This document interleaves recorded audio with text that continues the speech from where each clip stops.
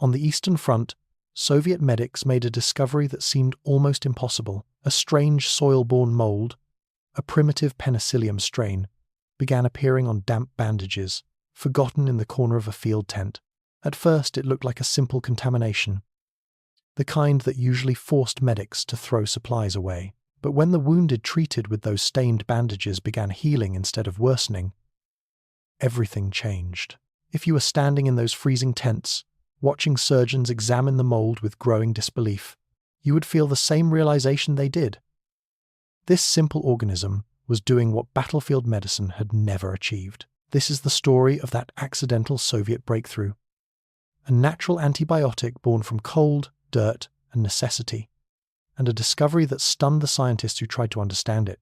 Snow settled over the field hospital like a heavy blanket, softening the edges of every tent and piling along the narrow paths cleared by orderlies. The fighting had ended only hours earlier, leaving long lines of wounded soldiers waiting for treatment. Many of them arrived with deep cuts filled with dirt, cloth fibers, or metal fragments. In those harsh conditions, infection spread quickly, and any delay could turn a simple injury into a slow, painful end. The cold did little to stop bacteria. It only slowed the hands, trying to save lives.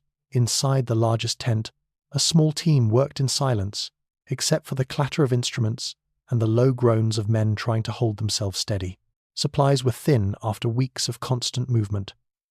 Bandages were reused when possible. Water was heated in dented metal pails, but it cooled almost immediately in the frozen air. A constant draft pushed through the seams of the canvas walls, making every exposed surface sting like ice. Doctors expected the usual pattern.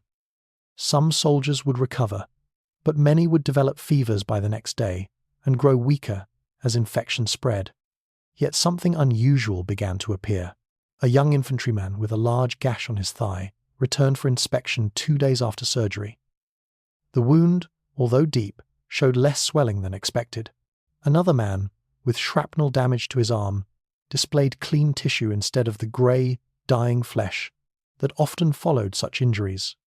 Occasionally, someone survived against the odds, but the pattern continued as more men came back for checks. Instead of the familiar smell of infection, the wounds had a faint, earthy scent, as if they had been packed with soil. The senior surgeon, a tired officer with frost around his eyebrows, examined the strange cases more closely.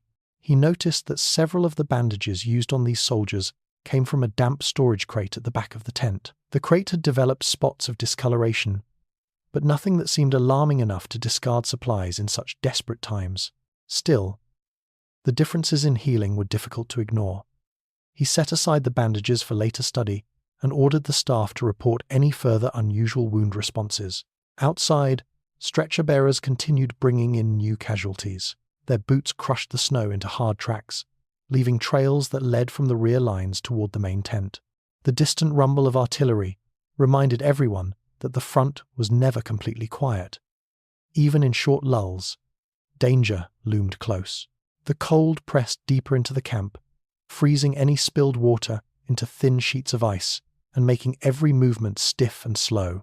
The wounded tried to keep their blankets tight, though many shivered uncontrollably despite the layers. Soldiers treated with regular bandages showed the expected signs: redness spreading outward, warmth around the wound, and early fever. Those dressed with the discolored cloth, however, displayed cleaner healing edges and lacked the severe inflammation seen in others. The difference became clear enough that the medical team grew uneasy. They had seen battlefield luck, but never a pattern this consistent. The surgeon finally gathered his staff around a small table lit by a single kerosene lamp. He laid out 2 sets of bandages, one dry and unchanged, the other marked with faint green and grey patches. He did not raise his voice or issue any dramatic statements.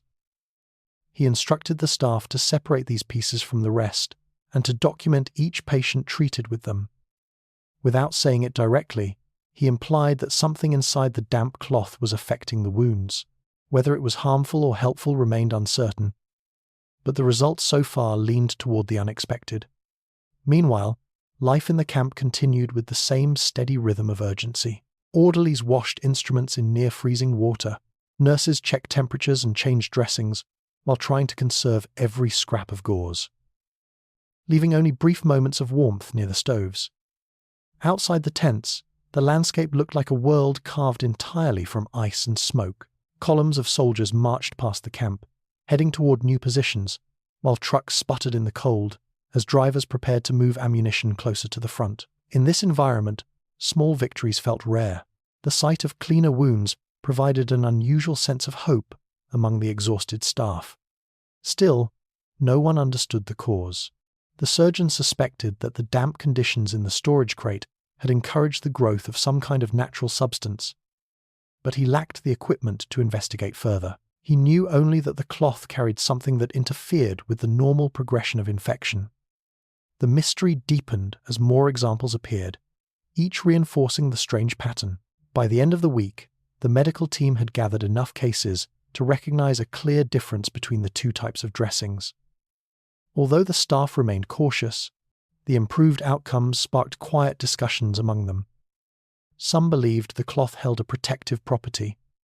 Others feared long-term consequences that had not yet appeared. Whatever the truth, the phenomenon could not be dismissed. The surgeon prepared a report for higher command, hoping for laboratory support. Supplies were too limited to waste, and whatever force was at work inside the damp cloth might become valuable if understood properly.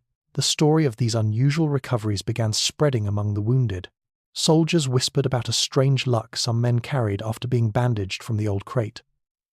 They did not know the details, but word traveled quickly through the camp. In a place ruled by uncertainty, even the smallest hint of advantage became a subject of attention, and as more cases emerged, the surgeon realized the pattern was no coincidence. What began as a simple shortage of supplies had revealed the first signs of a discovery no one expected. The camp stood on the edge of a medical shift that would soon draw attention from far beyond the snow-covered battlefield.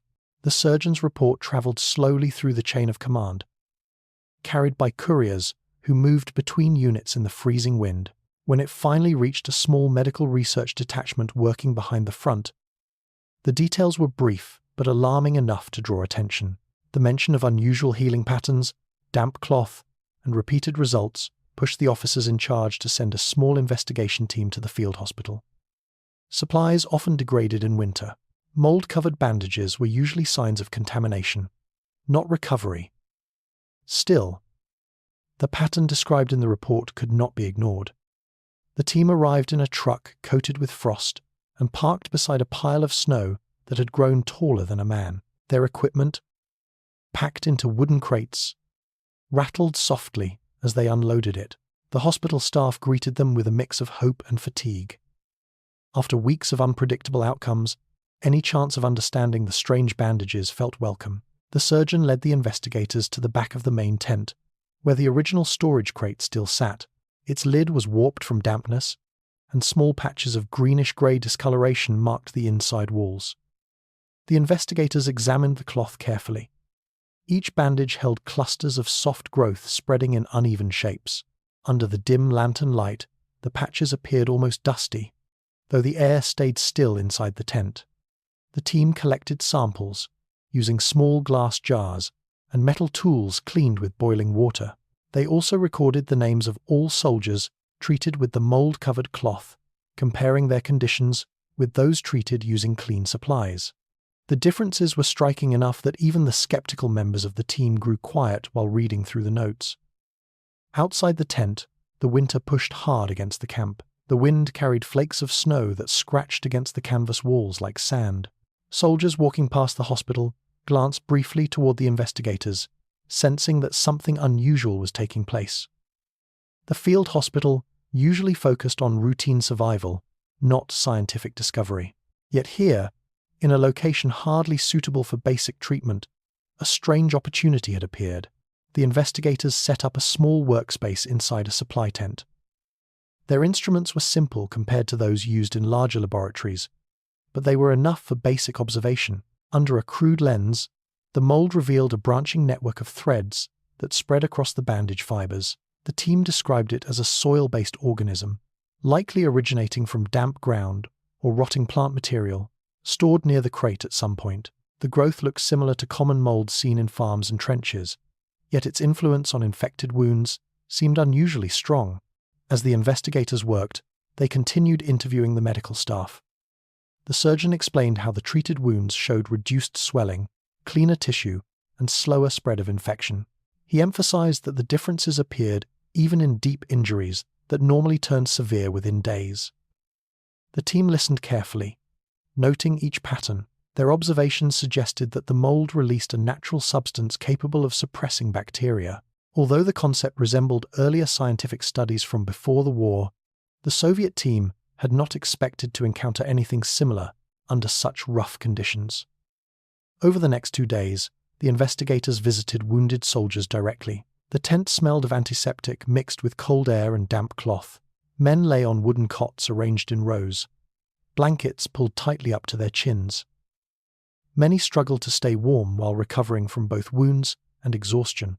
The team checked each case, measuring temperatures, examining stitches. The results strengthened their suspicion. The mold possessed a crude antiseptic property strong enough to reduce infection rates noticeably. One investigator proposed sending samples to a rear laboratory for further analysis. The others agreed, but transportation remained slow and dangerous. Supply lines shifted constantly due to the movements of the front. For now, the team prepared small batches of extract using boiled water to test on severe cases. They wanted to understand whether the substance remained effective when separated from the cloth. The process was clumsy. Tools were limited. Temperatures made handling liquids difficult. Still, they managed to produce a thin, cloudy solution from the mold-covered fibers. They applied the extract to a small number of patients whose wounds showed early signs of infection. The treatment produced encouraging results. Swelling decreased. Fever slowed. The edges of the wounds began clearing faster than expected. While the extract did not work perfectly for every case, the improvement rate still exceeded anything the staff had seen in similar conditions. The breakthrough could not remain a mere curiosity. It held clear potential as a practical tool for saving lives. The investigators compiled their findings in a detailed report. They described the mold, its growth environment, and its apparent effects on infection. They noted the limitations but emphasized that even a crude antiseptic held value in the harsh realities of the Eastern Front. Soldiers suffered from infections as much as from bullets. Any reduction in death rates could help stabilize exhausted divisions. The team recommended expanded testing, better equipment, and a proper laboratory environment to analyze the substance further. Before the investigators departed, they gave the medical staff instructions on how to cultivate more of the mold. It required damp cloth, warm pockets of air, and soil-rich material nearby. In the freezing camp, these conditions were difficult to maintain, but the staff adapted quickly. The setup looked makeshift and fragile, yet it produced results within days. Word of the discovery spread quietly through the camp. Few understood the science behind it, but many recognized that something unusual was protecting the wounded. Soldiers continued to whisper about the strange bandages with their earthy smell, believing that the cloth carried a hidden advantage. The medical team worked with new determination, aware that the mold offered a rare opportunity to reduce suffering in a war filled with countless losses. As the investigators left the camp, carrying sealed jars and handwritten notes, they knew the discovery could shift medical treatment across larger sections of the front. Their observations marked only the beginning of a wider effort that would soon reach other units. The damp mold from the corner of a forgotten crate had revealed the first step toward a rough, improvised form of antibiotic. What seemed an accident now stood ready to influence the survival of thousands. The first batches of the mold extract traveled to frontline medical points, packed inside small glass bottles wrapped in cloth. The journey was slow and uneasy. Supply trucks moved along frozen roads, where shells had carved deep craters, and every kilometer carried the risk of sudden gunfire. When the bottles finally reached the battalion aid stations, the medics handled them with care, unsure whether they contained a miracle or a mistake. They had seen many experimental ideas fail before reaching the battlefield, yet the early reports gave them hope. The frontline aid stations were nothing more than dugouts, reinforced with timber, blankets, and snow piled along the sides for insulation. Inside, lanterns cast dim light across the cramped space, revealing injured soldiers lying on straw mats. The medics worked with permanent urgency. They stitched wounds, stopped bleeding, and applied whatever supplies remained in their kits. When the mold extract arrived, they added it cautiously to their routine. They applied a thin layer onto infected tissue, or mixed small portions into dressings to observe the results. Within days, changes became visible. A soldier with a deep wound in his shoulder showed reduced swelling and cleaner tissue edges. Another man with shrapnel damage in his leg avoided the rapid spread of infection that normally followed such injuries. The medics recorded each case carefully. They kept track of temperatures, wound size, and the number of days required for early recovery signs. The numbers grew steadily, forming a pattern that confirmed the findings from the field hospital. However, the treatment was not perfect. Some soldiers reacted unpredictably. A few felt increased irritation around the wound, while others developed minor rashes. None of these reactions turned severe, but they reminded the medics that the substance remained unrefined and unstable. Even so, the benefits outweighed the risks. The medics understood that no frontline treatment came without complications. They continued applying the extract, the medics adjusting the amounts with caution while waiting for further instructions from higher command. As the testing expanded, the war pushed even harder against the front. Snowstorms blew across the trenches, burying supply lines and making communication difficult. Units struggled to maintain their positions, and wounded soldiers often waited hours before reaching aid stations. It provided a small layer of protection against infections that usually spread quickly in damp uniforms and frostbitten skin. The medics noticed that even minor cuts healed faster when treated early with the extract. In the trenches, soldiers discussed the new treatment in low voices. They did not know the scientific details, but they recognized the pattern. Men with severe wounds returned to their units sooner than expected. Horror stories about infections slowed, and for the first time in weeks, some soldiers felt a faint sense of reassurance. The war remained deadly, but the invisible enemy of infection seemed weaker. Word spread from trench to trench, carried through rumors that mixed hope with curiosity. In the rear, the research team received these updates through handwritten notes delivered by couriers. The reports described remarkable progress, but also mentioned inconsistencies that required careful attention. The team wanted larger samples, stable cultivation conditions, and proper processing. Yet they also knew that the urgent demands of the war allowed little time for ideal solutions. The extract needed to work under the toughest conditions, not in a controlled laboratory. For now, rough methods were the only option. On the opposite side of the front, German units began noticing unusual trends. Their intelligence officers studied casualty reports captured from abandoned Soviet positions. They saw references to reduced infection deaths and unusually quick recoveries among Soviet wounded. At first, they suspected exaggeration, but patterns emerged in multiple reports, and frontline observations supported the claims. German soldiers sometimes captured abandoned medical tents containing cloth bandages with odd discoloration. Their own medics viewed the cloth with suspicion, uncertain whether it represented contamination or intentional treatment. The German Medical Corps submitted their findings to analysts stationed farther behind the lines. These analysts examined the cloth and noted the presence of mold growth similar to that seen in damp barns and storage pits. Others thought it might be a deliberate attempt to harness natural antiseptic properties. The idea sounded unlikely, yet the growing number of Soviet recoveries forced them to consider it seriously. Infection had always been a major cause of battlefield death, and any improvement in survival rates could shift the balance of manpower. As German intelligence tried to understand the situation, the Soviets continued refining their crude extraction methods. Aid stations mixed the mold with water, warmed over small stoves, creating a cloudy liquid that carried the active properties of the organism. The medics learned how to store the extract safely by keeping it in insulated pouches near their bodies to prevent freezing. They also experimented with combining the extract with improvised salves made from animal fat or herbal mixtures found near the supply routes. Some combinations worked better than others, but every improvement increased the treatment's value. The battlefield became the ultimate testing ground. During heavy fighting, the aid stations filled quickly.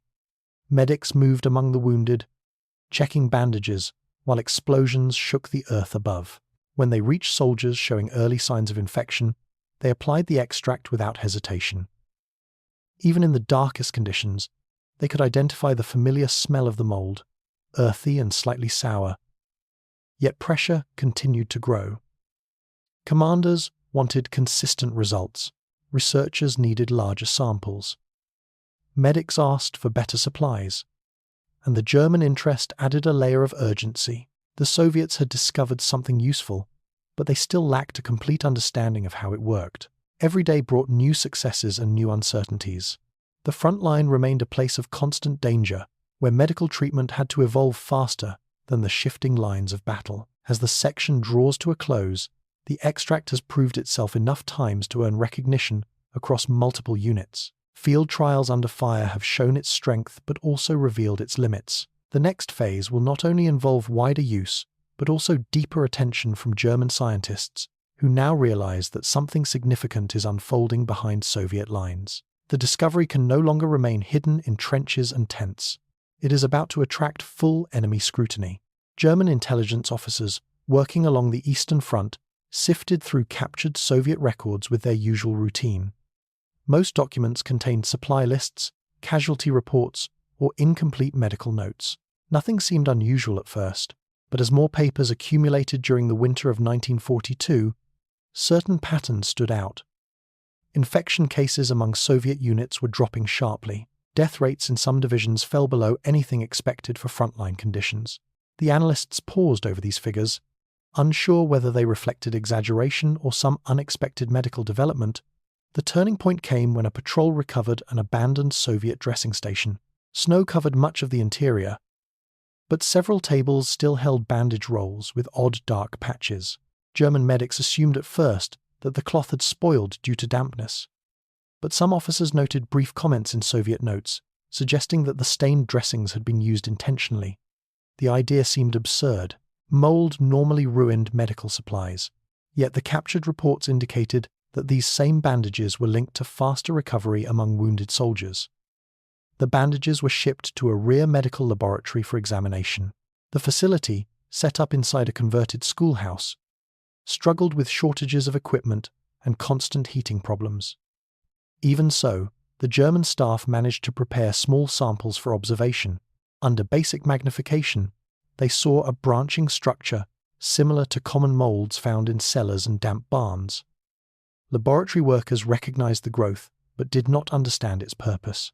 Only when they compared the Soviet casualty statistics with these samples did the possibility emerge that the mold carried antibacterial properties. This idea caused disagreement among the analysts. Some believed the Soviets had stumbled upon a natural substance similar to crude penicillin. Others dismissed the theory, claiming the mold was nothing more than accidental contamination. But additional evidence arrived as the winter progressed. More captured medical reports described the earth-smelling cloth used in treatment. Some wounded Soviet prisoners displayed wounds that appeared unusually clean, despite a lack of standard antiseptics. German doctors could not ignore the signs, even if they lacked full clarity. High Command requested a deeper study. More samples were pulled from captured aid stations, dugouts, and abandoned supply wagons. Some still carried the damp smell of soil and wood. Laboratory staff tested the mold in simple mixtures, applying it to bacterial cultures grown under crude field conditions. To their surprise, the cultures grew more slowly in the presence of the mold extract. The results were inconsistent, but consistent enough to raise concern. The idea of Soviet forces gaining a biological advantage, even a small one, forced German commanders to re-evaluate their assumptions. As winter tightened its grip, the German Medical Corps monitored wounded Soviet prisoners more closely. They compared infected wounds with those treated using the mold. The contrast grew clearer each week. Soldiers treated with the strange cloth survived infections that normally spread rapidly in such climates. German doctors could not replicate the treatment at scale because they lacked the exact strain and growth conditions. Even when they attempted to cultivate similar molds, the results varied. This inconsistency only increased their frustration. Behind the front, intelligence officers wrote detailed reports summarizing their findings. They described the mold as a primitive but effective antibacterial substance. They noted that Soviet medics seemed fully aware of its usefulness, even if their methods remained crude. The reports reached senior staff, many of whom doubted that the Soviets had developed anything extraordinary. But further battlefield observations forced them to reconsider. The Soviets were keeping more wounded soldiers alive, and those returning to the front contributed to overall manpower strength. The discovery sparked new debates among German scientists. Some argued that natural molds with antibacterial properties had been documented before the war, though not widely applied in field medicine. Others claimed the Soviets had simply been lucky, but luck did not explain the persistent results across multiple divisions. Nor did it explain the growing interest shown by Soviet medical teams, who appeared to refine their methods with each passing month. As discussions intensified, frontline officers began requesting guidance. They needed to understand whether the mold posed any risks to German troops, or whether it offered any potential advantage if copied. Laboratory staff issued careful replies, stating that the substance did not appear dangerous, but might hold limited therapeutic value. They warned that the Soviets had likely identified a unique strain suited to their environment. Without precise conditions, replication remained difficult. Meanwhile, inside Soviet lines, the mold-based extract continued spreading from one medical unit to another. German intelligence intercepted references to new broth experiments, which seemed to describe early fermentation attempts. These developments increased anxiety among analysts, who feared that the Soviets might soon produce the substance in larger quantities. Every improvement in medical efficiency translated into stronger fighting capability. German officers visiting the laboratories found the atmosphere tense. The staff worked with improvised equipment and struggled to maintain consistent temperatures. Yet they recognized that the Soviets, despite their harsh conditions, managed to exploit a natural advantage. Scientists debated whether the mold could shift the balance of attrition. Infection had always been a major factor on the Eastern Front. If the Soviets could reduce these losses while the Germans continued suffering from infected wounds, the long-term consequences would be severe. The reports concluded with a warning. If the Soviets continued improving their crude antibiotic techniques, they might achieve a strategic shift in survival and recovery rates. German commanders reacted with a mix of disbelief and concern. They rarely considered medical developments as battlefield threats, yet the mounting data forced them to re-evaluate their assumptions.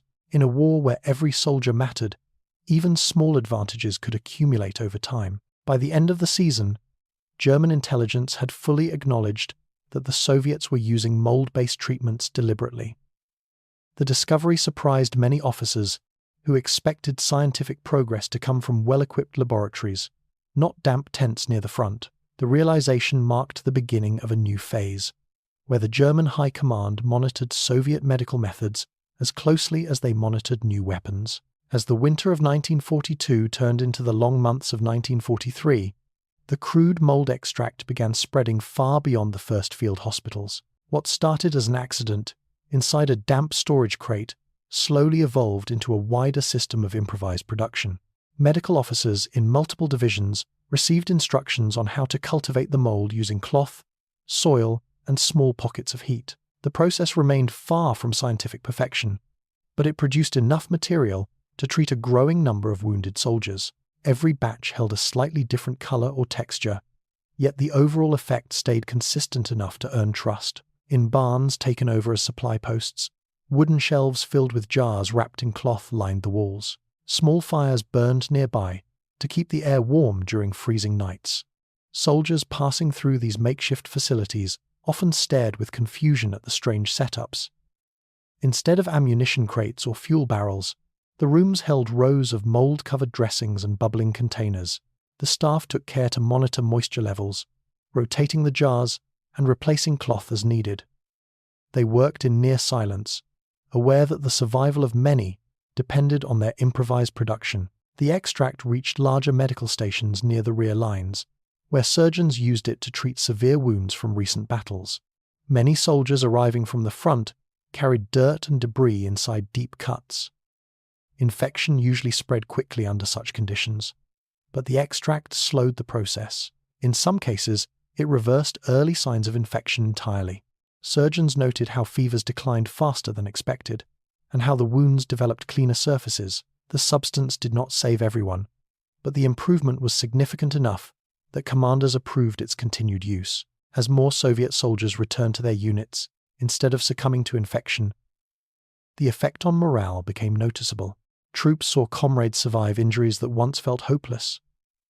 The idea that a simple mold could protect them created a sense of quiet confidence. Many soldiers still feared the brutality of war, but the threat of infection felt slightly less overwhelming. In crowded trenches and frozen dugouts, men shared stories of recoveries that seemed almost impossible under normal battlefield conditions.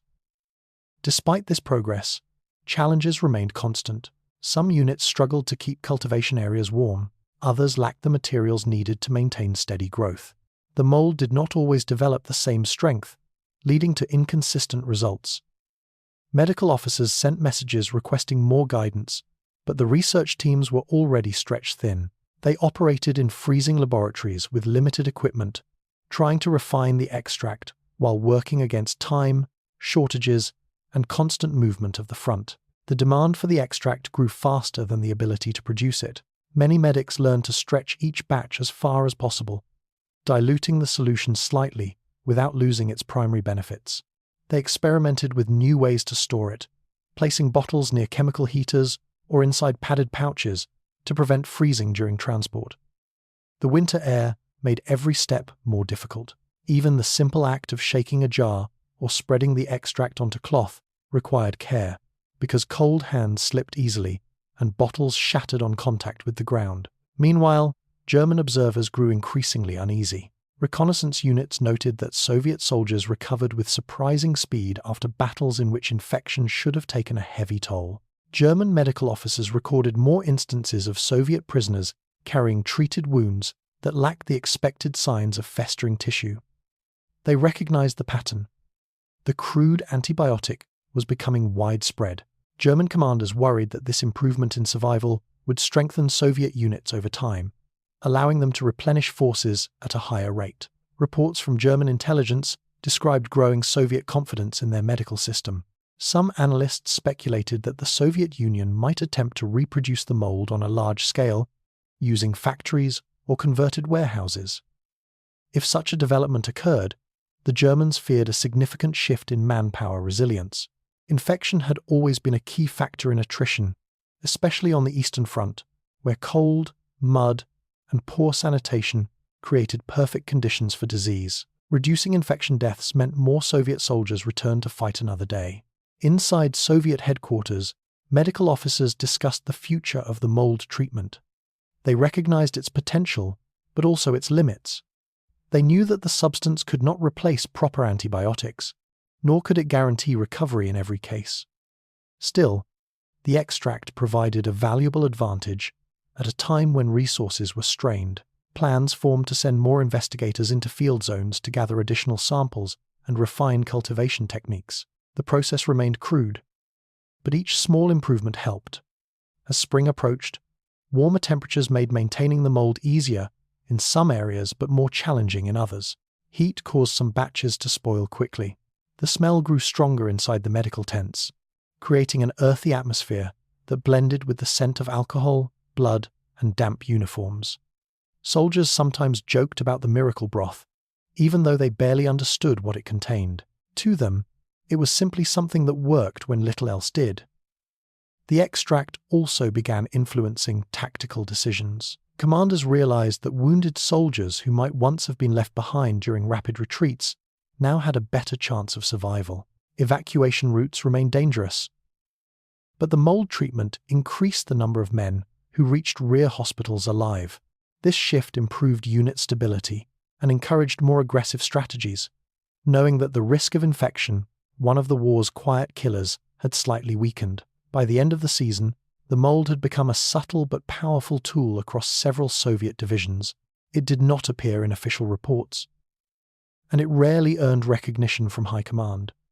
Yet its influence shaped the battlefield in ways that were difficult to measure. Each soldier saved from infection strengthened the overall fighting force. Each returned rifleman held value in a war defined by enormous losses.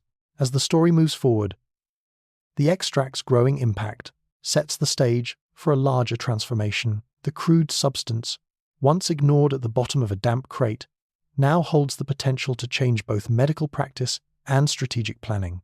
And as German attention intensifies, the race for understanding moves toward a final stage in which the consequences of this discovery will extend far beyond the front lines. As the battles of 1943 gave way to the vast offensives of 1944, the Soviet mold extract continued working quietly behind the scenes. No medals were given for it, and no announcements were made. Yet the substance followed every major push westward. It traveled in trucks packed with ammunition, in crates stacked beside field kitchens, and in medic satchels carried by young men who often understood only that this strange, earthy-smelling liquid kept more soldiers alive. Over time, the extract became as essential as bandages and scissors, even though most never learned its scientific name. The front moved steadily toward the borders of Eastern Europe, and with each advance, the Soviets carried their improvised medical system deeper into captured territory. Larger hospitals, set up inside abandoned factories and school buildings, now had warmer rooms and better lighting. These improvements allowed medical staff to refine the mold treatment, giving them more control over temperature and moisture. Though the process still lacked precision, it became more organized. Jars were labeled more carefully. Cloth was prepared in cleaner conditions. The crude extract grew slightly more predictable, even if still far from modern antibiotics. German intelligence continued tracking the Soviet progress with increasing concern. Their analysts noticed that Soviet divisions recovered from battles faster than expected. Losses from infection remained strikingly low compared to earlier years of the war. Prisoner interviews revealed fragments of information about the healing cloths or brown broth used for treatment. Many German officers found it difficult to believe that such a breakthrough had emerged from makeshift tents and freezing barns rather than fully equipped laboratories. But the evidence remained clear. Something simple and unexpected had shifted survival rates across the Eastern Front. In captured towns, German scientists entered abandoned Soviet medical stations, hoping to recover samples. Some rooms still held jars stained with mold residue. Others contained piles of cloth that had dried into brittle fragments. These remains confirmed that the Soviets had used mold-based treatments widely. German laboratories tried to reproduce the extract, but the results varied wildly. They lacked the exact strain and the same environmental conditions that had allowed the Soviets to cultivate it effectively in the earlier years of the war. Some German researchers acknowledged privately that the Soviets had achieved a rare combination of need, environment, and improvisation that could not be easily copied. Meanwhile, Soviet medical officers began presenting reports to higher command, summarizing the extract's overall impact. Infection deaths had dropped significantly in units that received regular supplies of the mold-based treatment. Medics noted that even severe wounds had a better chance of healing if treated early. Although the extract did not replace surgery or proper antiseptics, it filled an important gap in battlefield medicine. These results encouraged further investigation. Researchers proposed exploring soil samples from regions where the original mold had grown, hoping to identify more effective strains. As new laboratories opened in liberated cities, small teams of Soviet scientists examined the mold in greater detail. Their instruments were limited, and their work often interrupted by shortages or the changing front lines. Still, they learned how the mold produced a substance that suppressed harmful bacteria. Their understanding grew slowly, but each discovery pushed them closer to recognizing the full medical potential that had first appeared inside a damp crate months earlier. Although the war demanded immediate results, some researchers already imagined how this crude extract might influence future medicine. Throughout 1944 and 1945, the extract continued traveling with the troops. Soldiers entering ruined villages carried bottles wrapped inside their coats. Medics treating wounded comrades along riverbanks applied the earthy-smelling solution with steady hands. Field hospitals inside, abandoned theatres or railway stations, used it daily as the Red Army moved west toward the heart of Europe. The treatment became a quiet companion to thousands, helping them survive battles that would otherwise have brought slow, painful decline. German soldiers captured late in the war often carried documents describing the unusual Soviet survival rate. Post-war interviews with German medical officers revealed genuine surprise at the effectiveness of the crude mold extract. Many admitted they had underestimated Soviet scientific adaptability. They had believed that advanced medical developments required stable laboratories and complex equipment. The Soviets had demonstrated the opposite. Necessity, even under extreme hardship, could lead to rapid and surprising breakthroughs. When the war finally ended in 1945, the mold treatment remained a humble practice, remembered mostly by medics and wounded soldiers. Its influence extended far beyond the trenches. Soviet laboratories reopened after the war, began studying soil-based organisms more seriously, inspired by the battlefield discovery. Although their methods improved and their tools became more advanced, they never forgot the unusual circumstances that had revealed the mold's value. The wartime extract encouraged new research programs, including early antibiotic studies that helped guide post-war Soviet medicine. In the years that followed, doctors and historians looked back at the strange events of those winters. They saw how a chance combination of damp cloth, soil, and desperate conditions had created something close to a natural antibiotic. They noted how this crude substance saved countless soldiers by slowing infections that once spread uncontrollably across the front. They also acknowledged how the discovery demonstrated the power of improvisation in the harshest circumstances. The mold had never been intended as a weapon. It held no explosive power and produced no sound. Yet it shaped the war quietly by protecting thousands of wounded men who would otherwise have been lost to infection. It strengthened units, restored morale, and helped the Soviet forces maintain pressure during some of the hardest years of the conflict. And although the extract faded from common use after the war, its legacy lived on in the scientific studies it inspired. The story reveals a simple truth about wartime survival. Breakthroughs sometimes emerge, not from grand laboratories, but from forgotten corners, damaged crates, and the determined hands of people who refuse to surrender to circumstance. The Soviet mold extract was one such breakthrough. A quiet revolution that outlived the bullets and smoke, carrying its influence into a world rebuilding itself from the ruins of war.